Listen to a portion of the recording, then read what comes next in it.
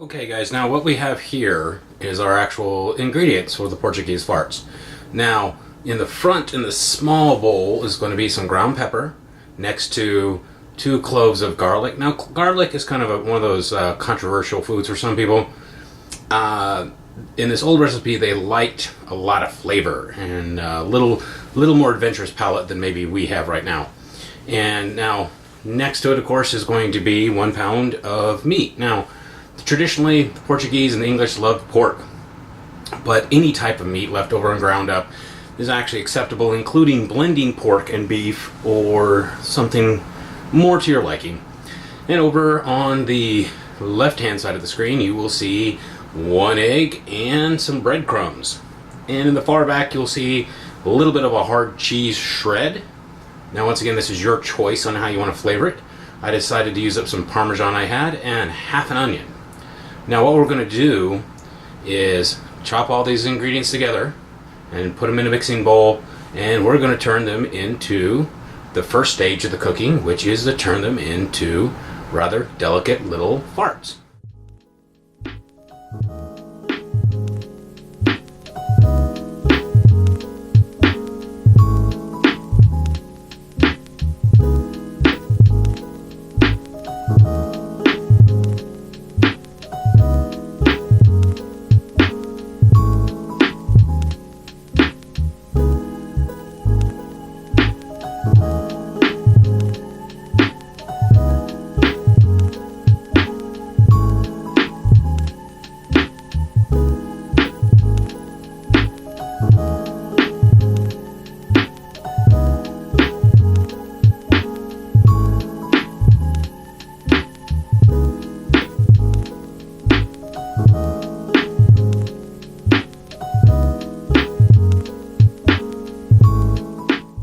Now what we see here is actually the finished product, or semi-finished product of the first step.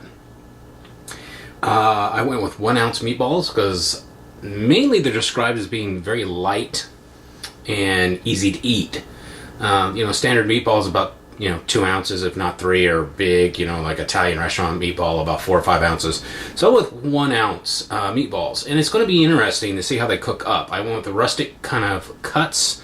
I wanted a really bold flavor. If these are going to be very small, I want them to really have character.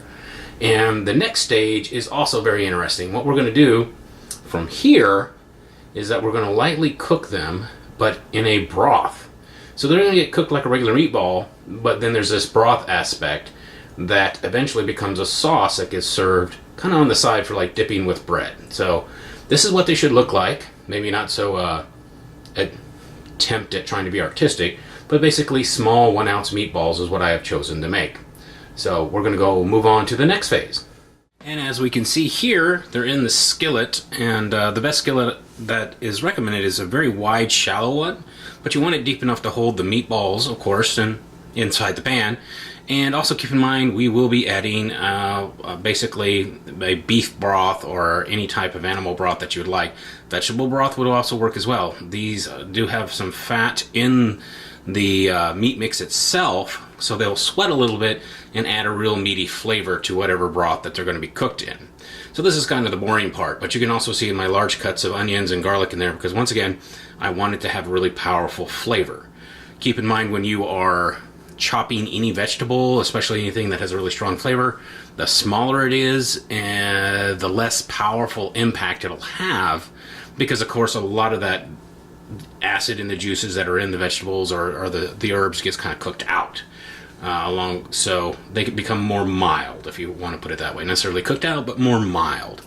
So I want these guys to have a lot of flavor, so I put a lot of big chunks in there. I want it to be kind of a reward and a surprise. They're going to see these tiny little meatballs and go, oh, they're dainty little finger food. So that's my take on it, and we're going to continue to cook these up and move to another phase of the cookery.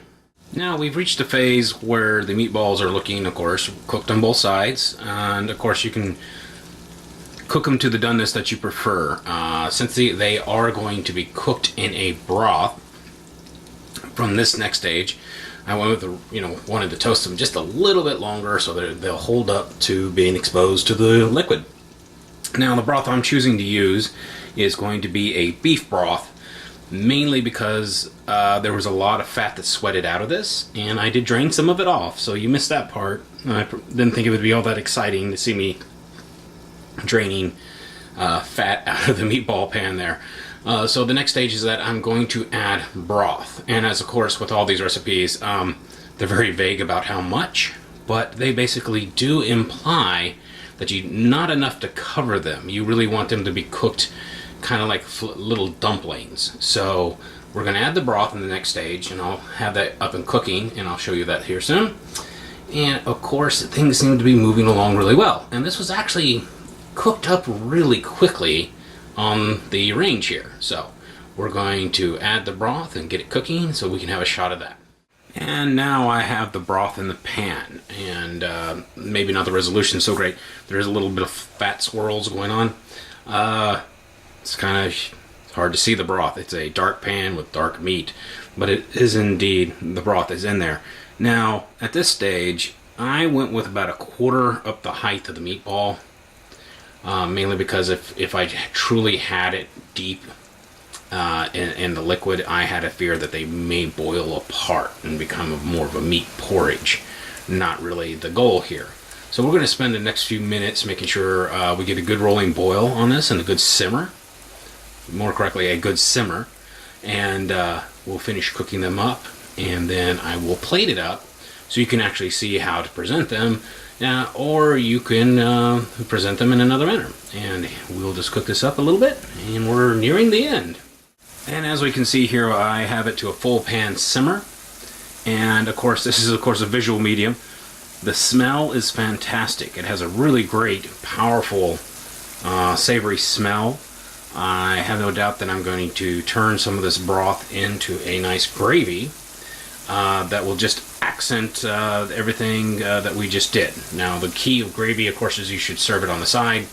Let the person put the amount on. I'm probably just going to use a little bit of drizzle, just because it really smells really great, and I know the gravy that I'm going to make out of this is going to just accent everything we just made. Now, once again, these are really easy to make, and I wanted to do this as our first episode on doing, a little bit of cooking here. Taste of time with our own little joke there. Mainly because I kind of want to start small and build into more complex dishes. Now, this is going to be Portuguese Farts Part 1. As I warned you before, there's going to be a Portuguese Farts Part 2. So, just as some little bit of surprises down the line. Or, we'll see how well this is received, whether or not we get a Part 2. So there's a beautiful shot of our Portuguese Farts finishing up. And from here, I'm going to kill the heat, remove the meatballs, and I'm going to try to get a decent gravy, make a decent gravy out of that.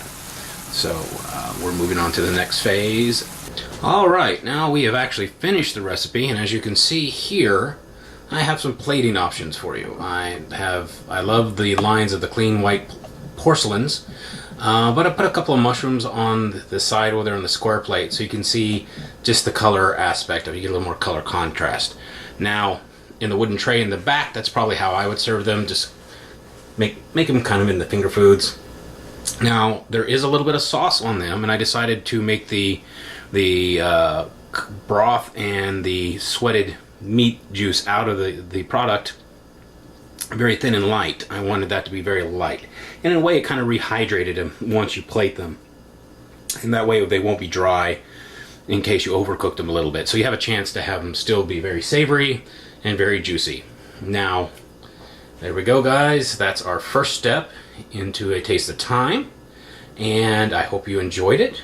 Please give me some feedback and some comments, and of course, if you enjoyed this, please subscribe, and also possibly give me some ideas. I always love old ideas, all ideas, old and new. Also, would you like more actual cooking techniques that are actually used, or do you prefer this method? I personally like the idea of letting the food speak for itself, and unfortunately you can't taste this, but I've had these before, and they are a very, very good meatball kind of treat, and they work well with using mixed meats like pork and hamburger or pork and ground chicken.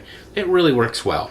Now, in the comments, I will put the amounts. The amounts are very vague, so a lot of it, just keep in mind when you're making it, you want to make a meatball, but watch any breadcrumbs or flour that you add, or any type of starches, because you don't want that doughy flavor. You want the meat to speak for itself, and you want the onions and the garlics and any seasoning you put in there to really speak. So I'm going to leave it at that. I hope you enjoyed this, and I will see you soon.